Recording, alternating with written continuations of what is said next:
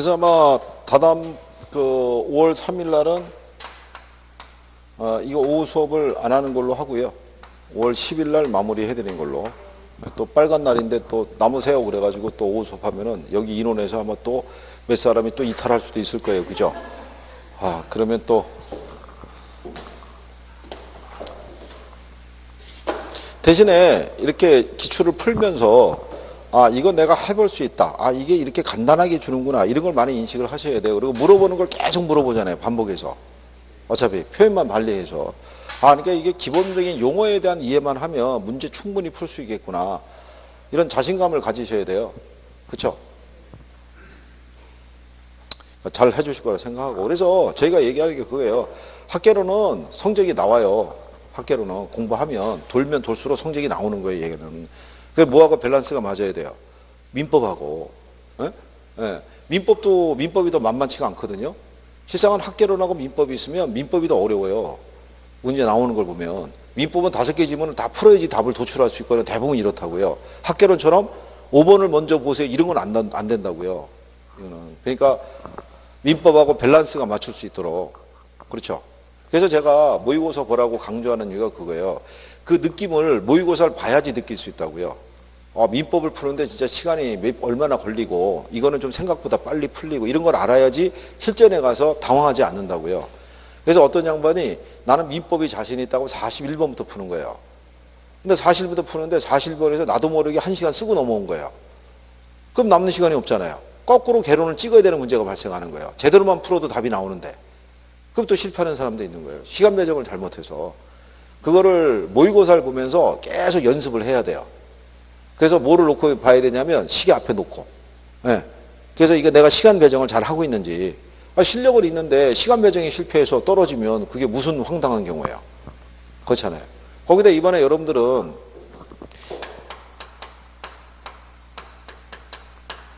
이렇게 나눠지잖아요. 1교시, 2교시, 3교시까지로. 그러니까 이게 종전하고 다른 거예요. 작년만 하더라도 2교시까지밖에 없었다고요. 근데 3교시까지 지금 주잖아요. 그러니까 요 사이에도 갭을 30분 주고 여기 아마 1시간 반인가? 뭐 이 정도 줄 거예요. 1교시 보고. 그리고 2교시 보는 거니까 상대적으로 편하죠. 이게 왜냐하면 120문제를 150분에 이렇게 한 번에 본다는 게 무진장하게 심력 소모가 심해요. 그걸 분리시켜 준 거잖아요. 공시세법은 마지막에 보잖아요. 40문제 보는데 이거 50분 주잖아요. 이거를. 그럼 나머지 80문제를 얼마 주겠다는 거예요. 여기 100분 주고 풀라 이런 얘기잖아요. 그렇잖아요. 그래서 배분해 준 거니까. 그러니까 여러분들이 충분히 해볼 수 있죠. 이번에. 1교시만 1차만 잘 넘어가면 2교시까지 한 번에 쫙 해갖고 한 번에 동체 합격해서 갈 수 있어요. 아니 우리 저기 합격할 때 입으려고 맞춰준 드레스를 입어봐야 될 거 아니에요. 그죠? 그거는 그 비싼 돈 주고 맞춰놨는데 그거 안 입으면 어떡할 거예요. 남자분도 턱시도는 입어야 되잖아요. 그죠? 그러니까 나중에 합격자 모임 하면 사진 빵 찍어서 하나 보내주세요. 복장이 어떤지 제가 확인해 봐야 되니까.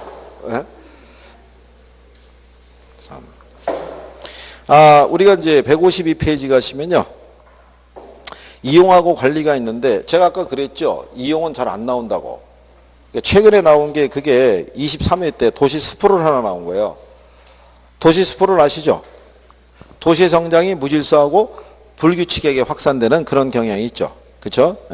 얘는 도시 중심부보다는요. 주로 도시 외곽에서 주로 많이 발생하죠. 그래서 답을 2번 이렇게 주는 거고요. 그 다음에 2번에 가면 자산관리, 건물 및 임대차관리, 시설관리로 나오는데 시설관리에 속하지 않는 것 있죠. 그럼 매입과 매각관리 거냐요. 답이. 걔는 어디에 해당이 된다. 자산관리. 그 옆 페이지에 가면 문제 3번이 있잖아요. 다음의 업무를 모두 수행하는 부동산 관리의 유형이 있죠. 거기도 안에 매입과 매각관리가 있잖아요. 이건 자산관리잖아요. 그러니까 얘들도 맞추라고 주는 거죠. 이렇게 해서.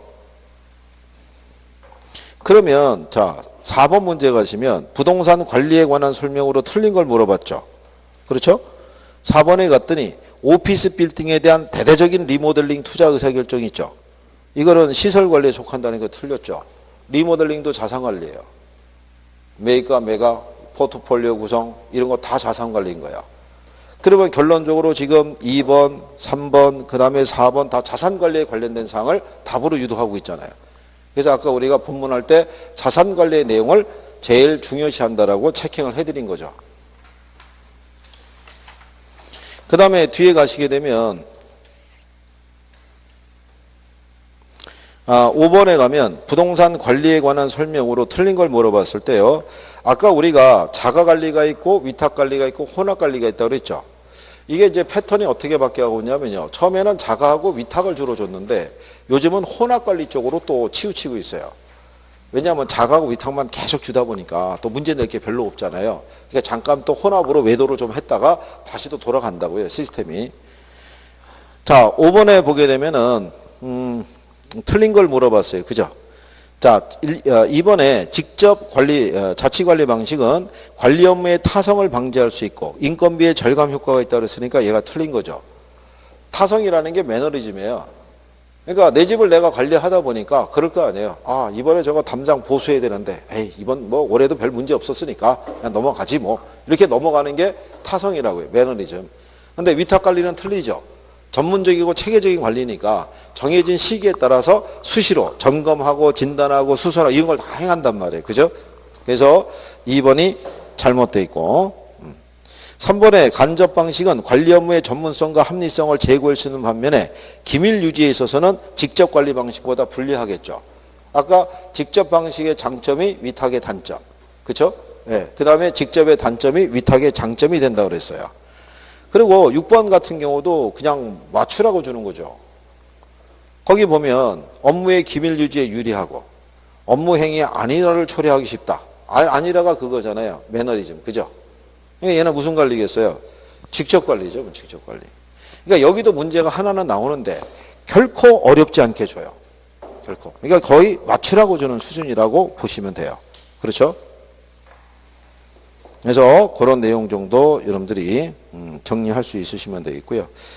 자, 그 다음에 그 8번에 가면은 부동산 관리를 외부의 전문가 집단에게 위탁하는 비중이 늘고 있는 요인 중에서 틀린 걸 물어봤잖아요. 그렇죠? 그럼 뭐겠어요? 단독주택의 자가소유 비중 확대잖아요. 아니 단독주택이야 누가 관리하겠어요? 자기가 관리하지 위탁을 주지는 않을 거 아니에요. 그렇죠?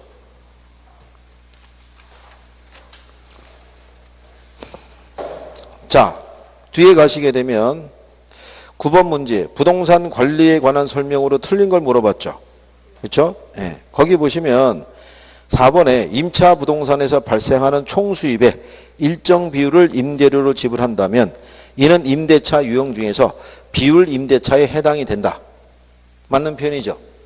그런데 5번에 가면 대상 부동산의 물리적, 기능적 하자의 유무를 판단해서 필요한 조치를 취하는 것은 경제적 측면의 관리가 아니겠죠. 기술적 측면의 관리 이렇게 가겠죠. 자, 그 다음에 10번에 가면 부동산 관리에 관한 설명으로 틀린 거를 물어봤어요. 그죠? 예. 그래서 거기 보게 되면 2번에 건물과 부지의 부적응을 개선시키는 활동은 경제적 관리가 아니라 이건 시설 관리 있죠. 기술적 관리에 해당이 돼요. 그래서 걔가 잘못된 내용으로 표현을 해준 거고요. 그리고 이게 나머지는요. 대부분 보면 상식적인 지문으로 줘요. 관리에서는. 딱히 어려운 게 줄 게 없으니까. 그러니까 거의 답 하나만 유도를 해준다고 보시면 되고요. 거기 11번에 가면 관리에 관한 설명으로 틀린 걸 물어봤을 때 2번에 토지의 경계를 확인하기 위한 경계 측량을 실시하는 것은 기술적 측면의 관리라고 아까 해줬죠. 4번에 가면 자치관리 방식은 관리 요원이 관리 사무에 안일해지기 쉽고 관리의 전문성이 결여될 수 있는 단점이 있겠죠. 틀린 게 5번이죠. 혼합관리 방식은 필요한 부분만 선별해서 위탁하기 때문에 관리의 책임 소재가 분명해지는 장점이 있다고 틀렸죠. 혼합관리의 가장 큰 단점이 책임 소재가 불분명해진다는 단점이 있어요. 자가하고 위탁에 대한 경계가 모호하기 때문에. 그렇죠? 자, 그 다음에 거기 보시면 부동산 관리에 관한 설명으로 옳은 거를 물어봤어요. 그죠? 1번은 법률 관리가 아니겠죠. 부동산 자산의 포트폴리오 관점에서 자산 부채의 재무적 효율성을 최적화하는 거잖아요. 그러니까 자산 관리 또는 경제적 관리라고 할 수가 있겠죠.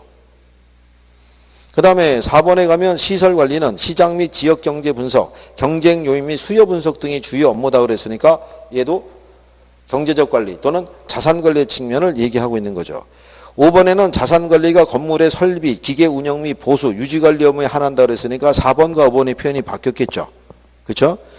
네, 그래서 거기 보시면은 3번에 건물 관리의 경우에 생애주기 비용 분석을 통해서 초기 투자비와 관리 유지의 비율을 조절함으로써 보유기간 동안 효과적으로 총 비용을 관리할 수 있다 이렇게 해놓겠죠.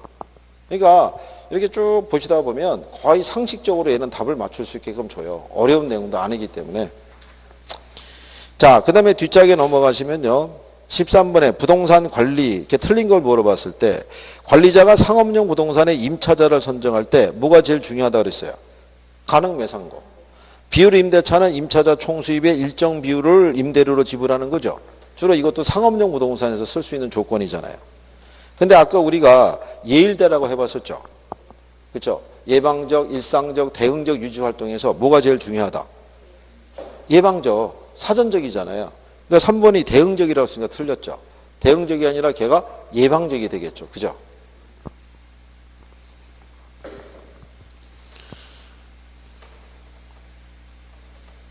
그런데 이게 참 아이러니한 게 뭐냐면요. 선생들도 모의고사를 낼 때 관리가 낼 게 별로 없어요. 근데 얘를 한 문제를 내야 돼요. 배열상. 그러니까 한 문제가 나올 때 문제가 쉬울 수밖에 없어요. 그렇죠? 마케팅도 마찬가지고. 그러니까 맞추라고 주는 애들이 있어요. 그래서 그들은 간결하게 맞춰줘야 돼요. 그런 거 쉬운 거를 하나 틀리면 2개 틀린 거랑 똑같아요. 쉬운 걸 틀리면 뭔가 어려운 쪽에 가서 하나를 더 맞아야 되니까. 그러니까 이런 데는 실수를 줄이는 게 중요해요. 실수를. 여러분들이 실수만 줄이셔도 60점을 넘는데 전혀 지장이 없어요. 자, 그 다음에 15번에 가시면 개발 나와 있죠. 아까 우리가 요 순서 있죠, 순서. 네, 이게 옛날에 7개를 다 올바르게 나열한 거를 물어봤던 적이 있어요. 근데 이번엔 5개만 물어본 거야. 5개 단계만 진행이 된다고 할 때. 제일 먼저 뭐부터 하라고 그랬어요? 구상부터 하니까 디귿이 먼저 나와야 되죠. 그 디귿이 나온 애가 1번하고 2번밖에 없어요. 그 다음에 뭘 해야 돼요? 예비적 타당성 구성하니까 답이 1번일 거 아니에요. 그렇죠? 그러니까 이건 제목만 알아도 이렇게 쭉 해서 답을 쉽게 맞출 수 있는 거. 그 다음에 16번에 부동산 개발 단계 중에서 마케팅에 관한 설명으로 틀린 걸 물어봤죠. 아까 우리가 마케팅은 순서상 마지막에 있었지만 언제부터 시작한다? 초기 단계부터. 그래서 2번에 그게 나와 있죠. 개발될 공간의 임대 활동은 개발 사업의 초기 단계부터 이루어지는 것이 바람직하다. 그렇죠? 근데 3번에 부동산 종류에 관계없이 마케팅 활동의 유형은 동일하다 그랬으니까 당연히 틀렸겠죠. 이건 상식으로도 풀 수 있는 문제죠. 그러니까 여러분들이 학개론에서 경제하고 투자하고 금융하고 간평 있죠. 네, 요 중에 몇 가지 논리만 조금 익숙해지면 학개론 문제를 받으면 별로 어렵다는 인식이 없이 점수가 쫙 나오는 거예요. 그러니까 거기만 조금 극복하시면 돼요. 그러니까 맨날 공부하실 때 총론부터 안 봐도 돼요. 맨 앞에 있죠, 앞에. 부동산 학이란 뭐 개념 이런 거 안 봐도 되고 경제부터 이렇게 쭉. 그래서 거기에 익숙해지시면 돼요. 자, 그 다음에 17번에 부동산 개발 사업에서 사업의 안정성을 제고하기 위해서는 대출 기간이 시행사의 신용 위험을 낮추는 것이 중요하다 이렇게 돼 있죠. 이를 위한 대책으로 틀린 걸 물어봤잖아요. 누가 봐도 4번이잖아요.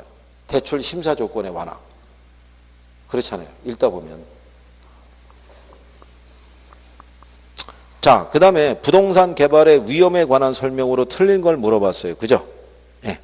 거기에 여러분들이 4번에 보면 개발사업 부지에 군사시설 보호구역이 일부 포함돼서 사업이 지연되었다면 이는 시장 위험 분석을 소홀히 하겠다기보다는 법적인 위험을 소홀히 한 결과라고 우리가 할 수가 있겠죠. 그렇죠? 그 다음에 19번에 가시면 부동산 개발 사업의 진행 과정에서 시행사 또는 시공사가 스스로 관리할 수 있는 위험으로 옳은 것 있죠. 그건 5번에 부실공사에 따른 책임 위험이죠. 이건 얘네가 할 수 있는 거고 1번 같이 매장문화재 출토가 되는 것도 사업위험에 들어가요. 매장문화재가 출토가 되잖아요. 그러면 이게 공사가 스톱이잖아요. 비용을 이제 그 사업자가 부담해야 되는 그런 거잖아요. 근데 이런 게 있을 줄은 우리가 알았어요, 몰랐어요? 전혀 몰랐죠. 그러니까 그런 내용이죠. 자, 20번에 가면 부동산 개발에 관한 설명으로 틀린 거를 물어봤어요. 그죠? 2번에 가면 이제 PF 나오죠. 사업자의 신용이나 부동산을 담보로 대출하는 게 아니라 사업성을 기초로 자금을 조달하는 방식이죠. 그렇죠? 근데 4번에 보면 환지 개발 방식은 사업 후 개발 토지 중에 사업에 소요된 비용과 공공용지를 제외한 토지를 당초의 토지 소유자에게 매각하는 게 아니죠. 돌려주는 거죠. 바꿔주는 개념이죠. 다만 원래보다는 면적이 축소가 되죠. 그래서 권리 축소형이라고 얘기를 하고 그 축소된 부분만큼은 지가 상승으로 보상해 준다 이런 얘기죠. 근데 환지 방식이 이게 사업 기간이 길다라고 그랬죠. 그래갖고 지난번에 제가 그때 한번 옛날에 우리나라 기업 중에 왜 율산이라고 있었잖아요. 혹시 아시나요? 오래된 기업이 있었는데 그 기업이 부도 처리됐어요. 부도 처리돼가지고 거기 회장으로 있던 사람이 구속됐는데 그 사람이 구속되는 시점에서는 채권 채무 막 추심이 들어와서 그게 약간 다 끝났어요. 끝나고 어쨌든 간에 갚을 수 있는 거 가서 다 청산이 되고 이 사람이 이제 교도소 이제 신세를 지게 되는 과정에서 이 사람이 환지받을 게 있었던 거예요. 환지받을 게. 그게 사업기간이 길다 보니까 소유권 변경이 늦어진 거예요. 그러니까 이 사람이 그때 채권 추심이 들어올 때까지는 이 사람 소유가 아니었던 거예요. 이게. 그리고 교도소에 이제 들어가서 이제 청산 다 했을 때 그게 이제 넘어온 거예요. 이 사람 소유로. 예. 그 부지가 강남에 가면 센트럴 터미널 부지 있죠. 예. 그 부지예요, 부지. 그래가지고 신세계하고 조인해가지고, 예. 그래서 그거 진 거 아니에요. 예. 그래서 아마 그 지분을 매각했는지 뭐 했는지 모르겠으나 어쨌든 간에 사업 재기 자금으로는 뭐 확실하게 챙긴 거죠. 그게. 그래서 이건 이 환지 방식은 사업 기간이 그래서 길어요. 그게. 자, 어쨌든 뭐 그런 내용이고요. 그 다음에 20번 문제가 4번 지문에 환지 개발 방식이 지문으로 한번 떴잖아요. 그리고 21번에 토지 취득 방식에 따라 개발 방식을 분류할 때 다음에서 설명하는 개발 방식이 나왔죠. 택지가 개발되기 전에 토지의 위치, 지목, 면적, 등급, 이용 등의 사항을 고려해서 택지가 개발된 후에 개발된 토지를 토지 소유자에게 재분배하는 방식이 있죠. 예, 이게 환지 방식이잖아요. 이걸 이제 답으로 한번 이렇게 유도한 거예요. 이렇게 해서.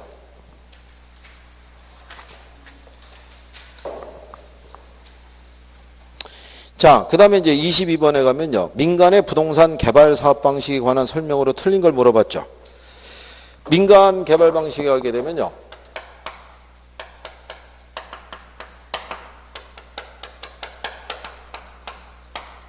자체 개발 사업이 있고요. 지주 공동 개발 사업이 있어요. 그렇죠?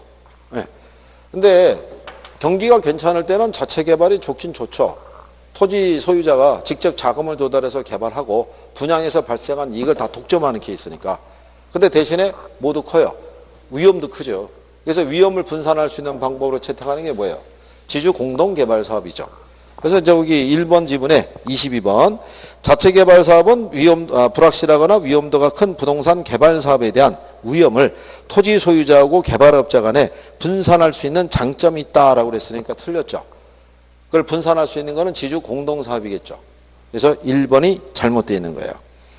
자, 그래서 4번에 가면 지주 공동 사업이 나와 있죠. 토지 소유자하고 개발업자가 부동산 개발 사업을 공동으로 시행하는 방식으로 일반적으로 토지 소유자는 토지를 제공하고 개발업자는 개발의 노하우를 제공해서 서로의 이익을 추구하는 방식을 할 수 있어요. 자, 여기서 토지 신탁 방식이 유일하게 소유권이 이전되는 방식이죠. 신탁 방식이. 그리고 한 번에 가면 사업 위탁 방식이 있죠. 걔도 항상 기억을 해야 돼요. 걔도 가끔씩 등장을 해요. 오답을 유도할 때. 사업 위탁 방식은 토지 소유자가 개발업자에게 사업 시행을 의뢰하고 개발업자는 사업 시행에 대한 수수료를 취하는 방식이라고 되어 있죠. 그러니까 말 그대로 일괄 임대 방식 이렇게 넘겨주는 거예요. 그러니까 이 분양을 얘네가 도맡아서 하는 거죠. 그러면 분양을 해주고 건당 수수료를 받아가는 방식이 무슨 방식이다? 사업 위탁 방식이라고 생각하시면 돼요. 무슨 말인지 아시겠죠? 자, 그래서 23번에 가면 민간의 부동산 개발 방식에 관한 설명으로 틀린 걸 물어봤죠. 그래서 1번에 자체 개발 사업에서는 사업 시행자의 주도적인 사업 추진이 가능하나 사업의 위험이 높을 수 있어서 위기관리 능력이 요구된다라고 돼 있는 거죠. 근데 거기 3번에 가면 토지 신탁 방식과 사업 위탁 방식은 형식의 차이가 있으나 소유권을 이전하고 사업 주체가 토지 소유자가 된다는 점이 동일하다 이렇게 돼 있잖아요. 얘가 틀렸죠. 소유권 이전하는 건 하나밖에 없어요. 토지 신탁 개발 방식 하나밖에 없으니까. 그래서 걔가 잘못돼 있다. 이렇게 여러분들이 구별하시면 되겠죠. 그 다음에 이제 옆에 가면 24번에 부동산 개발 사업 시 분석할 내용에 관한 설명으로 틀린 걸 물어봤어요. 그죠? 자, 그럴 때 거기 보시면 아까 우리가 이거 순수한 거 기억하시나요? 아까 우리가 개발 단계 했었잖아요. 구상 단계. 예비적 타당성 분석. 그러니까 예비적 타당성 분석은 계략적으로 우리가 분석해 보는 거라고 그랬잖아요. 그죠? 그래서 여기서 타당성이 없으면 원점에서 재검토해야 되고 타당성이 있으면 밑으로 내려간다 이렇게 설명한 거죠. 그래서 거기 24번에 4번 지문에 보면 예비적 타당성 분석은 개발 사업으로 예상되는 수익과 비용을 계략적으로 계산해서 수익성을 검토하는 것이다 그랬으니까 맞는 표현이겠죠. 그 다음에 아까 여러분들이 개발 사업의 타당성 분석하게 되면 지역 경제 분석이라고 있었죠. 그 다음에 시장 분석이 있었죠. 그 다음에 무슨 분석? 시장성 분석. 얘도 지문으로 많이 들어온다 그랬죠. 거기 3번 지문에 시장성 분석은 부동산의 현재나 미래의 시장 상황에서 매매 또는 임대될 수 있는 가능성을 조사하는 것이다. 이렇게 돼 있잖아요. 그렇죠? 네. 지문이 들어가 있잖아요. 근데 아까 우리가 시장성 분석할 때 이 분석한다는 거 기억하시나요? 흡수율? 얘도 기억하라고? 네. 거기 1번 지문에 가면 시장에 공급된 부동산이 시장에서 일정 기간 소비되는 비율을 조사해서 해당 부동산 시장의 추세를 파악한다고 그랬죠. 추세가 뭐냐면 미래 수요를 파악하는 거예요. 그러니까 1번이 민감도 분석이 아니겠죠. 이게 흡수율 분석하는 거예요. 근데 25번에 가면요. 부동산 개발에 관한 옳은 설명으로 묶인 걸 물어봤죠. 근데 거기 기억의 시장성 분석이 또 나오죠. 개발된 부동산의 현재나 미래의 시장 상황에서 매매 임대될 수 있는 가능성 정도를 조사하는 것을 말한다. 이거 맞는 표현이잖아요. 그럼 일단 기억은 들어가야 되죠. 그러면 1, 2, 3번 중에 답이죠. 근데 니은을 봤더니 개발 사업에 대한 타당성 분석과 동일한 경우에도 분석된 사업화는 개발업자에 따라 채택될 수도 있고 그렇지 않을 수도 있다라고 했잖아요. 기억하시죠? 그 다음에 디귿에 가면 흡수율 분석의 궁극적인 목적은 과거 및 현재 추세를 명확하게 파악하는 데 있다 그랬을 때 틀렸죠. 얘는 미래 수요를 예측하는 데 초점이 있잖아요. 그러면 디귿이 들어가면 틀리니까 답이 3번이 되겠죠. 그렇죠. 그래서 거기 미음에 가면 예비적 타당성 분석 또 나오잖아요. 개발 사업으로 예상되는 수익과 비용을 계략적으로 계산해서 수익성을 검토하는 것이다. 그렇죠. 그러니까 결국은 24번하고 25번하고 같은 양반이 출제한 거죠. 포맷만 다르게 준 거죠. 이렇게.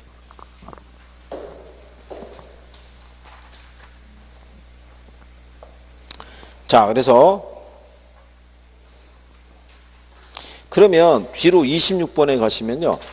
거기도 또 유사해요. 그죠? 26번에 가면 디귿에 흡수율 분석 나와 있죠. 부동산 시장의 추세를 파악하는 데 도움을 주는 것으로 과거의 추세를 정확하게 파악하는 것이 주된 목적이다 이렇게 돼 있잖아요. 그러면 디귿 들어간 건 다 틀린 거예요. 그죠? 그럼 답이 2번 되는 거예요. 그죠? 2번 하나만 디귿이 없어요. 근데 5번 지문에 가면 개발 사업에 대한 타당성 분석 결과 동일한 경우에도 분석된 사업화는 개발업체에 따라 채택될 수도 있고 그렇지 않을 수도 있다. 뭐 이런 거잖아요. 비슷한 내용 이렇게 돌아가는 같은 양반이 이렇게 쭉 출제한 거죠. 이렇게 해서 이게 실상은요 기출문제 분석은 해볼 만은 해요. 내용이 나온 게. 그래서 나중에 여러분들이 집에서 혹시 기출문제를 풀어보면요 기출문제는 쉽다고 생각을 해요. 왜 쉽다고 생각하냐면 선생들이 수업 시간에 알려주니까 이렇게 있는 게 나왔으니까 이건 이런 걸 조심해야 되고 이건 이런 게 답이다 이렇게 해주거든요. 근데 이제 모의고사를 보면 얘기가 틀려지는 거예요. 모의고사 볼 때는 답하고 해설이 없으니까 앞에 끝나고 난 다음에 주니까 그때 이제 진실이 밝혀지는 거예요. 그래서 선생이 하여간 가늠하고 있어요. 언제 볼 것인가에 대해서 문제는 준비가 돼 있고 여기도 물어봤더니 이제 B4 용지가 들어와 있대요. 이거 언제든지 복사를 해서 출력을 해서 바로 볼 수 있다는 거예요. 그렇죠? 멀지 않은 시기에 다 모였다고 생각이 들 때 그렇죠? 도망가는 사람이 없다고 판단이 됐을 때 갑자기 저 문이 열리면서 문제지가 쫙 들어와서 배포가 되고 선생이 저 앞에 의자 앉아 있을 거예요. 가시면서 답안지만 제출하고 귀가하시면 돼요. 그럼 제가 채점을 다 해가지고 주소지로 발송해 드릴 테니까 그죠? 쫙 해서 아니 이번에 취지는 제가 강의 나가는 모든 학원에 똑같은 문제로 테스트 해보려고 그런 거예요. 취지가 지역별 평균이 나오겠죠. 지역별 평균이. 그러니까 그래서 제가 밖에 나가서 여기 세종시 자랑을 많이 했는데, 그쵸? 그 사람들이 물어볼 거라고요. 거기 세종이가 거기는 얼마나 왔어요? 이렇게 물어볼 거예요. 그죠? 그러니까 잘해주기를 해간 기대하는 거죠. 예?